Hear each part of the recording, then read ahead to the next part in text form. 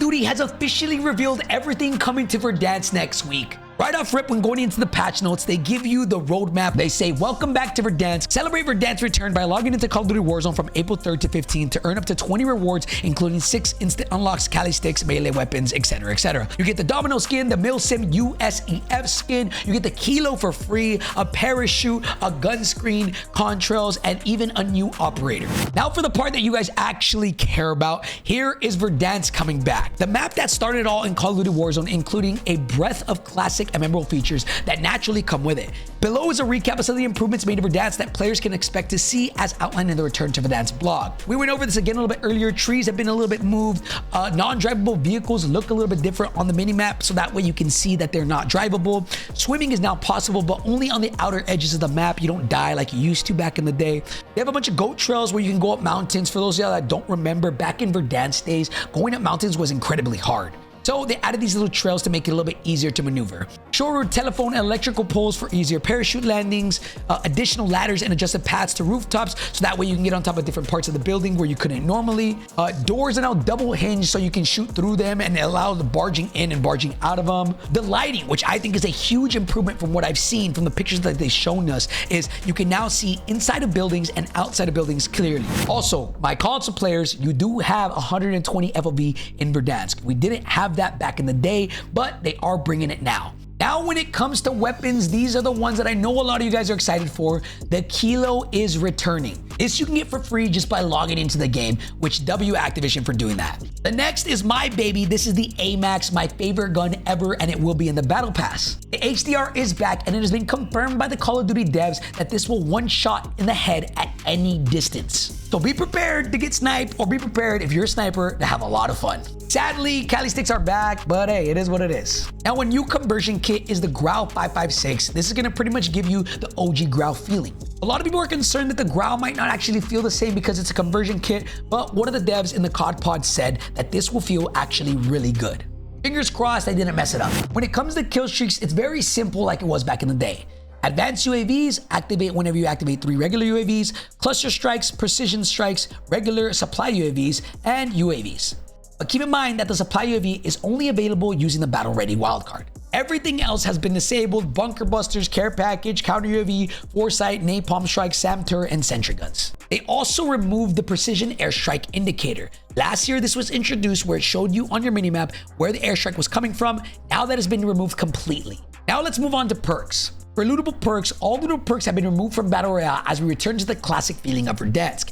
These may return in a future update depending on feedback. These are one of those things that I actually liked about the current game, but I understand with them going back to OG why they wanted to remove them. You're gonna see one thing in common throughout all of these patch notes that I go over today is that they're actually bringing back OG. Rebirth Island is coming back. We all know it's a fan favorite. We have Battle Royale Casual coming at launch, which is a new mode. This pretty much is kind of like boot camp, but not really. It's Verdansk, but with 120 bots and about 28 actual players. This is for more casual players who don't really know how to play the game and want to get accustomed to everything.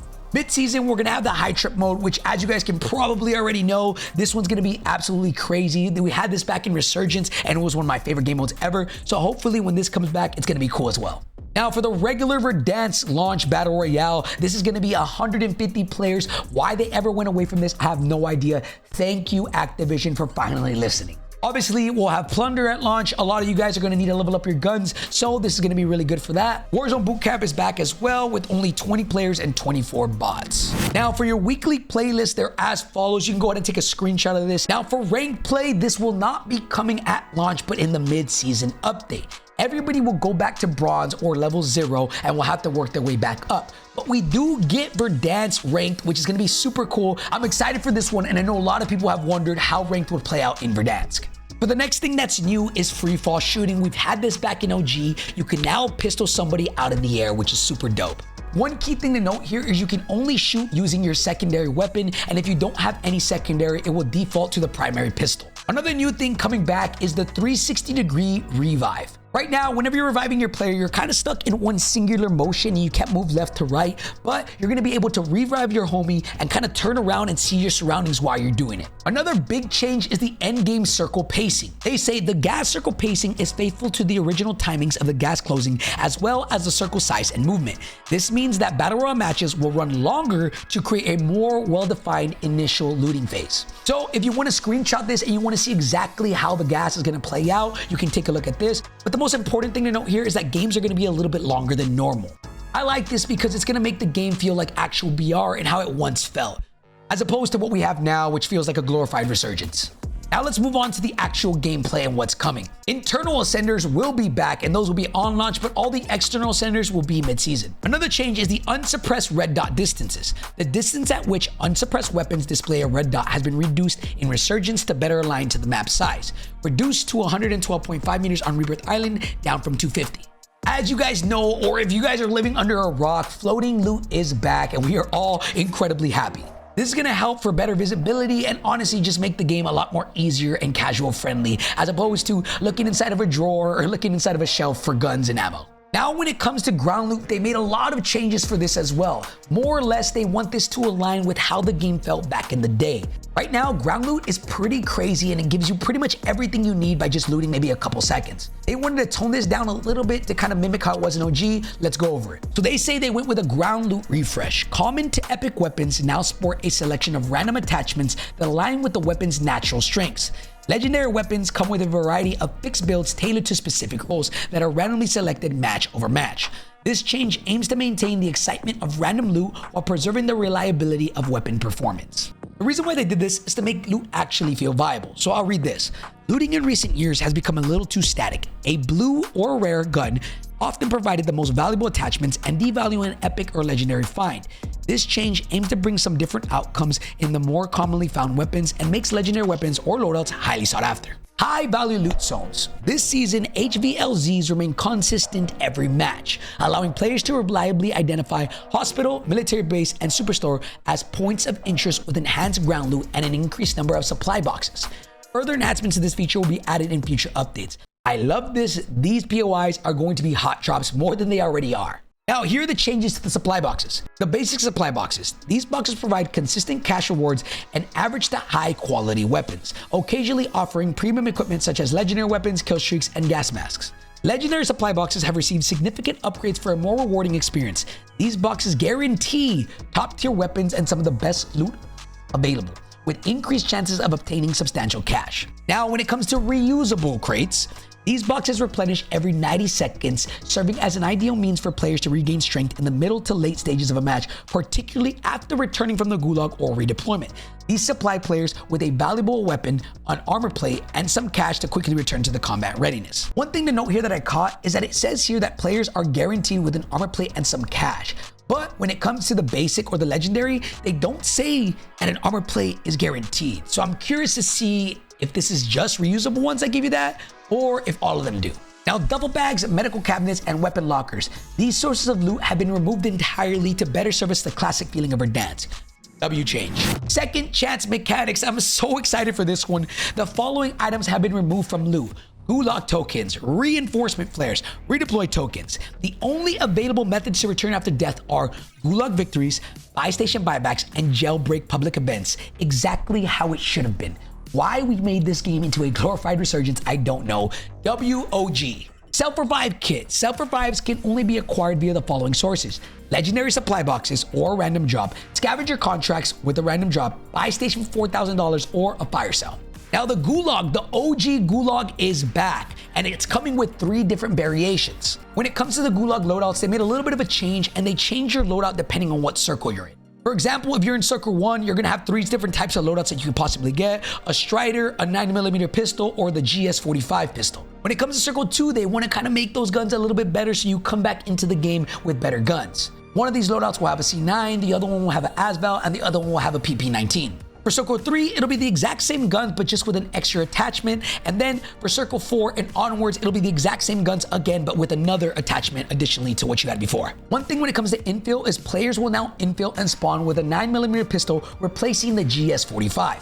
Another change for the late game redeploy is late game redeploys will now spawn players closer to the ground, reducing the need to hover while positioning during final circles. This system has not been turned on since Black Ops 6 launched. Players' respawn angle has been changed as well. Whenever you get brought back, instead of looking directly straight when you get brought back, you're looking down at a 30-degree angle, because more than likely, whenever you get spawned back, you're trying to look down and see where you're gonna land. Now for the death tax, cash dropped upon death has been adjusted to assist players returning from the Gulag, providing them with a larger portion of their previous cash balance to mid to late game. 50% of the cash balance would drop on the ground, 50% will remain in the eliminated player, up from 20%.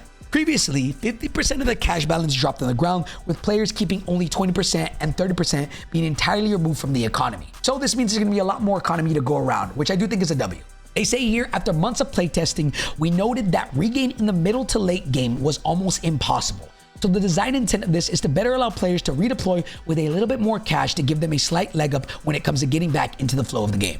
Now for some loot angle changes. Interactions now require more precise aiming to reduce accidental item picks up. W. Resolving most unintended looting situations, such as inadvertently picking up items during reloads. Rarity outlines. Rarity outlines now gradually fade into view only when players are within a logical proximity rather than remaining visible at all distances. Now for loot card positioning, loot cards are now centered over the items to improve readability, particularly when combined with floating loot. Loot cards remain at a fixed height rather than moving with the player's view. Loot cards are hidden when players sprint, dive, slide, or use lethals, tacticals, and field upgrades. All of this, in my opinion, is a good change because it's going to make it to where whenever you want to fight or whenever you're in an engagement, you don't get caught with all this stuff in your face. But whenever you want to loot, you can look down and see everything crystal clear. I hope that's what it entails, and that's what it sounds like.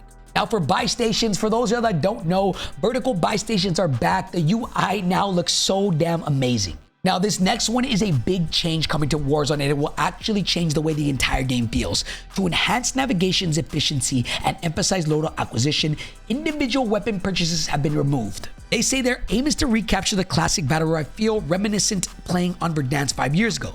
Adjustments to the buy station reflect this vision, featuring a reduced selection of purchasable items and updated prices aligned with the game's new economic balance. We intend for players to experience an economy more akin to Call of Duty Warzone in 2020, where strategic cash management became essential to gameplay decisions. Now, some new changes coming is a redeploy all button. This is honestly a really good change, and all this is whenever you go into the buy station, you can now press X or square to redeploy everybody on your team. It'll deploy as many players as you have money for to redeploy. One of the cool notes here, it says, in scenarios where insufficient funds prevent buying back the entire squad, the redeploy all feature will prioritize teammates carrying the highest cash amounts. Honestly, I'm gonna tip my hat off to them. This is a W change and a good quality of life update. Now, what adjustments have been made? Spawn locations. Buy stations will spawn in the same exact 30 static locations across every match. I believe that that's a lot less buy stations than what we have in the previous Warzone, but let's see how it plays out. For inventory pricing, a lot of people are wondering about this. It's as follows. Armor plates are $300, cluster strikes are $3,000, precision airstrikes $5,000, UAV $6,000, gas mask $3,000, self-revive $4,000, unit box $2.5K, armor box $4K, loadout markers. This is a big change. Solos are $6,000, duos, trios, and quads are $10K. Squad mate redeploy is $4,000. The next one is a really big change coming to Warzone. A lot of people are gonna be pissed about this, but hey, maybe there's a couple of y'all that actually like this change. Pretty much what they're saying here is that Call of Duty's Omni movement is a little bit too cracked, and they wanted to bring it down and scale it down just a bit to kind of match the OG feel. So these are the changes, and we'll go over whether I like them or not. When it comes to movement speed, crouch movement speed has been reduced by 10%. Crouch to stand speed increased by 15%. W. Crouch to stand speed while ADS increased by 39%. That is a huge W. Prone movement speed reduced by 5%. That's okay. Sprint movement speed reduced by 4.9%. Ooh, okay. But things are gonna be a little bit slower. This next one I think is gonna be really impactful. Directional sprint animation blend speeds increased for improved fluidity. Honestly, I thought it was gonna be way worse. This doesn't seem that bad. The crouch movement speed, I don't really care. I don't really crouch too much. The prone movement speed, I don't really care. I love that they fixed the crouch to stand speeds. They made the crouch to stand speed while ADSing faster. The big one that I think is gonna make a big impact is the sprint movement speed reduced by 5%. I'm scared that that might be a little bit too much, but we're gonna have to play it out and see for ourselves. They said these values bring Call of Duty Warzone's movement speeds closer to the spirit of the original experience while still preserving the fluidity of Black Ops 6. We encourage players to go hands-on with these fine-tuned changes as they can be hard to express in a patch note. The proof is in the pudding. That's not all that they've changed. I might have spoken a little bit too soon. They said the jump cooldown. Reduce the cooldown by 40% for improved responsiveness during repeated jumps.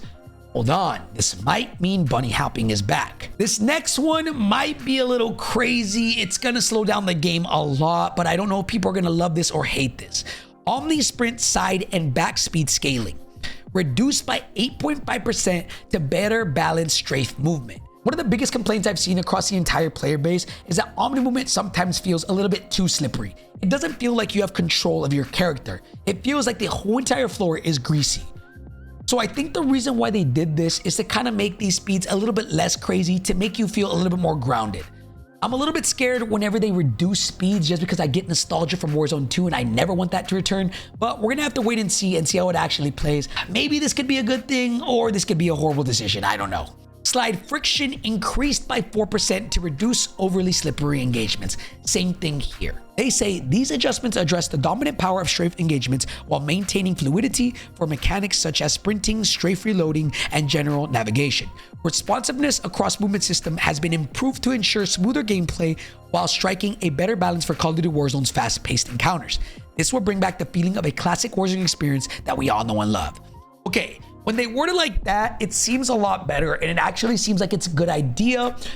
I just hope they didn't ruin it too much. But again, look, I'm all for whatever the entire player base wants. And if it caters to the majority of the people, that's what I care about. I care more about the entire player base and does this game cater to everybody and not just the top tier players. Now for contracts. The Recon contract is back. It will be replacing the Intel contract and it will provide with a 4-minute time frame to capture a designated area.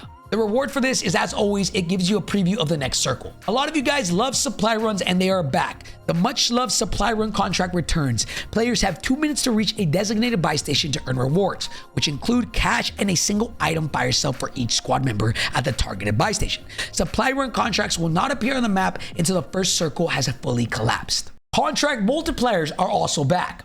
Returning from the Verdansk era, the contract multiplier enhances cash rewards as players complete more contracts. Each contract completed now grants a 30% cash bonus, stacking up to a maximum of 150% plus additional cash rewards in both Battle Royale and Resurgence modes. If you didn't abuse this back in the day, I highly recommend contracts. Another small but notable note here is all contracts have been reverted to their original tablet models, providing players with a nostalgic experience. So now you're gonna actually be able to see the contract that you're picking up and not just be a random laptop in a shelf. Here are the contracts that have been disabled and enabled. Bounty is enabled, Most Wanted enabled, Recon enabled, Scavenger enabled, and Supply runs are enabled. Disabled are big game bounties, signal intelligence, and spy drones. Now for public events, these are the public events that are here to stay. Fire sale, jailbreak, loadout drop, and restock. Then these are the ones that are disabled. Flyby, cast drop, contractor, rogue signal, runaway train, and recon flyovers. For those of you that don't know, the thermite is back, and be careful because these will explode every car. These are the lethals and tacticals that are in the game if you want to take a screenshot and see all of them. And if you take a note at the bottom ones, these are only available via customizable loadout. So there will be lethals and tacticals that you can only get with your loadout and some that are actually found around the map. For the next change is the satchels. These are only the available satchels. Armor satchel and munition satchel. And it says here available via the Bandolier wildcard. So I wonder if that means that the munition satchel is only available just with that wildcard or if you can find it anywhere else. They did make some changes to the armor and I personally don't like this, but here we go. The maximum armor plates have been changed. The default maximum capacity reduced from 6 to 5 to match the classic experience. And now with the armor satchel capacity, it's been increased from 3 plates, so in total 8 as opposed to 12. Now for armor drops, eliminated players will consistently drop at least 1 armor plate in Battle Royale and Resurgence matches. This does not apply to bots in Boot Camp and Battle Royale Casual. I personally don't like these changes. I like having a lot of armor, not really having to worry about my health. But hey, maybe this makes it feel a little bit more BR. I don't like that whenever you get a kill, they only drop 1 armor. I believe right now in the current Warzone, if you get a kill, you're guaranteed 3 armor plates. So we'll see how it plays out. I do think the game might get a little bit slow with this, which is okay, but they just got to be careful not to make the game a little bit too slow. Another change coming to the Gulag here is the armor has been removed completely. In unranked battle royale modes, the Gulag now features health-only combat, placing greater emphasis on precision and tactical movement, reminiscent of the classic Gulag experience. Another cool change is the field upgrade in the squad widget. The squad widget now expands to display squad mates' active field upgrades to show their entire inventory to allow for improved comms and strategy. And if you want to take a screenshot, here are all the field upgrades coming to the game, and here are all the ones that are going to be disabled, and these are a lot being disabled. I do think this is really well aligned to the OG experience. The heartbeat sensor has been changed a little bit. It has been increased battery life from 60 to 120 seconds. The monolithic suppressor is back. The monolithic core provides superior sound suppression and increased range. Moderate weight increase affects agility, the ideal attachment for extending your damage range on big maps like Verdansk, while retaining the concealment provided by suppressor. Sadly, it doesn't say here that they're going to increase bullet velocity. I hope a gun doesn't need increased bullet velocity, but for increased range, I do think this probably will be meta, and I think a lot of people will use this on big map. A new really good change is the default loadouts. Default loadouts available via loadout crates during a match have been updated with more competitive options. They're pretty much going to give you default loadouts for those of y'all returning after not playing the game for a while, and they're going to make them actually good, as opposed to whatever crap they had before that was always never usable. These are the vehicles that are coming back. We have the OG Heli, cargo truck, the Polaris, the LTV, and the ATV. And they've made a little bit of adjustments to these as well. They say with the return of Verdansk, we're looking to capture the original essence of vehicles in Warzone. In collaboration with our friends at Treyarch, we have tuned movement, health, damage resistance, and equipment interactions to feel more closer to the original version. Pretty much, they're gonna make these cars really fun and OP how they used to be. And they've also adjusted the damage of these vehicles, which I'll show you this chart below. If you want to take a screenshot of this, you can go ahead and do it now. Now let's move on to UI. The classic UI has returned, and that means the victory screen as well. Yes, I'm talking about the OG Warzone victory sign. The tac map and the compass icons have changed a little bit. The tac map has the circular cursor from the classic Call of Duty Warzone experience. All map icons are also spiritually faithful to the color palette from Verdansk, with some improvements to help better identify certain items at a glance. Ping visuals. The ping shape has been reverted from the triangle shape to a lollipop shape that featured in classic Verdansk. That lollipop one was my favorite. The go-to pings now also have classic visuals, improving legibility. And the score feed colors, standard score events now appear yellow for that classic look. Special score events are highlighted in white for better distinction. They also added this pretty cool weapon inspect view attachments. Whenever you want to inspect the weapon, on the bottom of your screen, it's going to show you all the attachments on the gun, which I think is really cool. A lot of times we pick up a gun, we see that it's frying, and we want to know what it has on it. So now you can do that anytime you want. They also added some detailed death recaps. Now you can see whether you had an unsuppressed weapon, whether you got live ping, whether you were on UAV, all whenever you die. A lot of the times people are like, how did he know I was there? Is he cheating? How did he know? Now Call of Duty has pretty much said, hey, here is why you die to get better. They also reverted back a quality of life change. They prioritize favorite loadout in the gunsmith. Now whenever you click your favorite loadout and star it, it will automatically bump up to the top of your loadout section. That way, whenever you're in game and you get a loadout, it's the first thing there and you can get it right away. The size of the death skull icon has increased to make it easier for players to locate their previous death location based on feedback that it was difficult to spot, which I do agree on this. Navigation pings have been updated to provide clearer, more intuitive iconography, with a design that may feel familiar to veteran players. I like that. Player icons. Minimap and tac map player icons have been enhanced to visually differentiate between them. Talking, firing weapons, staying quiet, ghost perk on or off. They also added a new change for ping duration setting. This is a new setting that lets players decide how long pings last on their screen. Selection between off, infinite, or on, which will let players pick the duration between 1 and 20 seconds. Now, this next one is a tac map centering option. I was a little bit confused, so let's go over it. This new setting, Map Assist, provides a few different options to enable players to have more agency over their experience. In my opinion, I think the auto zoom in center will be pretty cool. Now for audio, we have got confirmation that the OG audio is returning. From cinematics, the infill, gulag, and exfil, all of that is the same. The music, the announcers, the hit markers, yes, that is including the armor and armor breaks. Death's door, footstep recordings, loot chests, buy station, contracts, UI sounds, ping, splashes, and progressions. The one thing here I want to note is it says footstep recordings. Back in Call of Duty 2020 or Verdansk 2020, those footsteps were insane. I hope that we get those again if that's what this means. Now for some adjustments, occlusion and reverb. Transition from older Ray casted occlusion systems to Microsoft Triton acoustics audio made it work. Oh my God. Okay, pretty much they improved sound behavior around corners and surfaces, and I think they just improved the audio. Custom tuned data specifically optimized for Call of Duty Warzone. Again, these are all things that they always say, but I want to see how it actually sounds whenever I play it. Sound modifiers adopted new procedural audio technology that dynamically adjusts sounds based on gameplay elements. Footsteps and ladders, unique tuning for Call of Duty Warzone footsteps separate from premium titles. Friendly teammates' footsteps reduced when positioned behind the player. Footstep loudness dynamically scales with entity speed. Footstep pitch changes based on player elevation, above or below. I think that's awesome. They just need to make sure that that's really distinct between whether a player is above you or below you. Ladder sounds amplified and adjusted based on player movement speed. Boosted audio cues for jumping, landing, and distinctive ceiling footsteps to clearly indicate players running overhead. Cloth, gear, and mantling. Cloth and gear sounds are now distinctly tuned for Call of Duty Warzone, separate from premium titles. Increased clarity, volume of mantling and melee sounds, differentiating friendly and enemy movements. Enhanced mantling audio to resemble footsteps for greater situational awareness.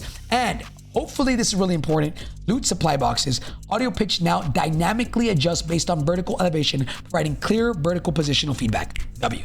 And lastly, to finish off the video, there is a whole list of a bunch of bugs being fixed. Now, I'm not gonna go over every single one of these, but I'll say this. When it comes to bugs, this has been the one thing that has plagued the game right now. Ever since Black Ops 6 was introduced, the game has been filled with bugs constantly.